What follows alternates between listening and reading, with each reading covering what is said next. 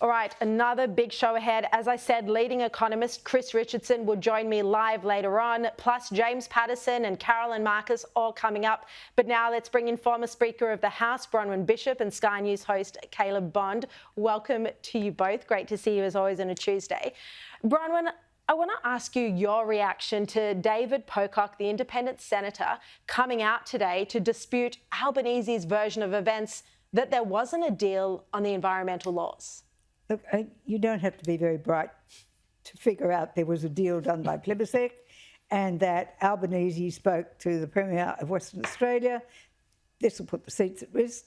Plibersek, out. So all the people who thought they were going to get this deal, which was hideous for Australia, so I'm rather pleased we pulled out of it. Otherwise, it would be up to Prime Minister Dutton to reverse it. So... but equally, he simply took... And the bad blood between Plibersek and Albanese is palpable for all to see. First of all, he thought he could bury her in the environmental portfolio. Yeah. And that's turned out to come back and bite him. She's causing him all sorts of problems. Which he has. So, and of course, they're rivals. Their seats are next door to each other, and they're both on the left. And she had the temerity to come out as Deputy Prime Minister when, or would be Deputy Prime Minister to shorten when Albanese thought that was going to be his gig. So there's lots of things. And he'd be worried about her as a future leadership rival as well. But Caleb, you know, what about the fact that he has effectively, as I said, undermined and gaslit a senior woman in his cabinet? I mean, he claimed Scott Morrison had a woman problem. Look how he's treating the senior female in his own team. It's a very good point. I mean, you know, it hardly reeks of cabinet government, does it? It reminds me a bit of his mate down in Victoria, Daniel Andrews, who ruled the cabinet with an iron fist. It was Dan's way or the highway, and he was very effective in consolidating power by threatening the members of his own cabinet and saying, well, if you want to stay here, you've got to join my faction. I mean, he managed to turn the Treasurer, Tim Pallas, from the right to the socialist left. How does that happen unless you put a gun against someone's head? The problem for Albo now is, I think we were talking about exactly this last week on this panel, he has basically nothing to point to as an achievement while he has been Prime Minister going into the next federal election. And in getting rid of the federal EPA, which was an election promise, as bad as a proposal it might have been, he's broken a promise and he's nixed one of the only things that he could have said, oh yeah, we actually did something that was on our policy platform, because he's realised, oh, well, it'll get us in trouble, like Bronwyn said, in Western Australia. The man has no principles. He's realised now that he's cooked and he's doing everything he can to go backwards 100 miles an hour in the hope that it will save him at the next federal election. I think it's a little bit late for that. It's so frustrating when politicians campaign on transparency and accountability, actually a bit like the Teals, and then they go on to do the exact opposite. I don't think any of them can spell transparency, let alone know what it means. Yeah, indeed. All right. I think you were a bit kind about saying Albanese had a steel fist. No, it's a bit of a limp wrist, I suspect, but, you know, he's giving it a go. Yeah, I actually think it's the opposite. He lets the ministers do whatever they want. He's not across the detail. He tries to pretend that's a good thing, but really he's just too lazy to do the work to get across the detail. I think he's already checked out, personally.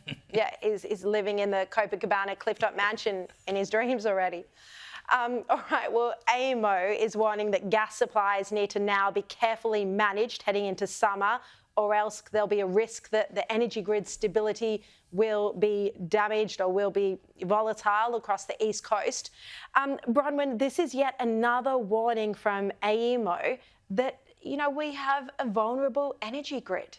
They're a bit slow to catch up, aren't they? Because there have been lots of us saying this is a problem and it's all going to happen. And Albo will be regretting the fact that he didn't go on the 7th of December when they were all ready to go, lost their nerve, because it's not going to get any better. Blackouts, more strikes, people who are cancelling more deals, the whole scene, there'll be no rate cut. The whole thing is going to get worse. Blowouts in the budget, which will become more apparent. There's no way they're having another budget. So when we see AEMO come out like this and suddenly admit what we've all known, that blackouts are on the horizon and that the gas hasn't been produced And it's about time they demanded of those people who own those coal-fired power stations to up the maintenance and have them ready to go because they're going to be needed. It makes people so angry when we think that we've been exporting so much gas, Correct. Caleb. Yeah, well, we don't really have a gas reserve in this country, which is insane. And the gas reserves held by our allies have been depleted in recent years. The US gas reserves were at their lowest point, I think, in 40 years last year. Now, they've started building that back up again. But we have so much gas in this country, particularly in places where we can't extract it, including Victoria, which will be the most reliant on gas if things go wrong over summer, by the way. It was only last year, or might have even been earlier this year, where the Victorian government finally opened up the idea of, oh yes, we can drill for gas in Victoria again. But of course no one wants to go and spend the money because they know that it was banned for a decade under Andrews, so why would you bother going to do that? We don't use the resources that we have in this country, whether it's uranium or coal or gas. We send it all overseas for other people to burn. And we used to go, oh, look, we're doing the great thing for the environment here. Doesn't matter where you burn it. We all live in the same world. So why don't we just keep some for ourselves so we can have cheap and reliable energy? Otherwise, you end up like South Australia, where now the Energy Minister, Tom Koutsantonis, is begging for Engie to put 2 diesel generators back in the market. How's that for clean and green? Energy insanity. Okay, let's turn to the US now. A congressional subcommittee today has declared that COVID-19 most likely originated in a lab in Wuhan.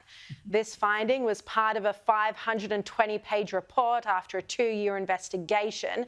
China has tonight hit back. Have a look. Lab origin of the pandemic is extremely unlikely. The United States should immediately stop weaponizing and politicizing this issue, stop sling mud. Well, the ABC the whole way along sided with China, claimed this was a conspiracy, Bronwyn, yet now in this report, even more official, evidence, yet no apology to viewers by the ABC for misleading them. Not to mention your excellent book. Thank you, Bronwyn. Very well researched, very well presented, and a slam-dunk case. Yes. Of course it came out of Wuhan. Of course it did. The Chinese could just as easily blame Mr Fauci, because he was complicit in the whole deal too, in my estimation. So I just think that the Chinese don't want to lose face. That's their problem. They don't want to lose face, so they'll hit out and hit out. But it will become quite apparent, as it did to many of us very early on, that of course it came out of there. Yeah. And by the way, you were ridiculed, I just remembered as well, by the ABC for your comments on this. Just before we go, look, we've been talking about how Joe Biden pardoned his son Hunter. Well, there's a very funny comment on this from the TV host Jon Stewart. If we can play that and have a look at that clip. 11 years is a very specific and not rounded amount of time.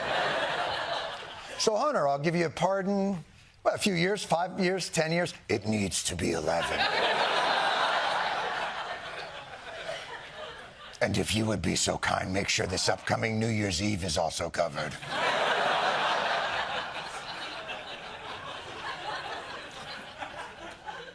Shit's going to get crazy. I mean, it's hilarious, Caleb, but it's also, so true and ridiculous because, very specific time period, 11 years that the pardon applies to. Yeah, of course, and it goes all the way back to Hunter beginning to do deals with Burisma in Ukraine, etc. And the question is, what was the connection between Hunter and his father when these deals were being done? Close associates of Hunter Biden's have testified that he was using his father, who was then Vice President, to get business deals done overseas, and that potentially the Biden family benefited from that. So including those 11 years is running cover for the President as much as it is for his son. And of course, look, if you've got that power available to you, why wouldn't you use it? I know it's insane and it's awful, but why wouldn't you use it? He's just done what's in front of him. I'm sure they'll find some way, the Trump administration, of getting around and having a look at what they can investigate nonetheless. Bronwyn Bishop, Caleb Bond, thank you both very much.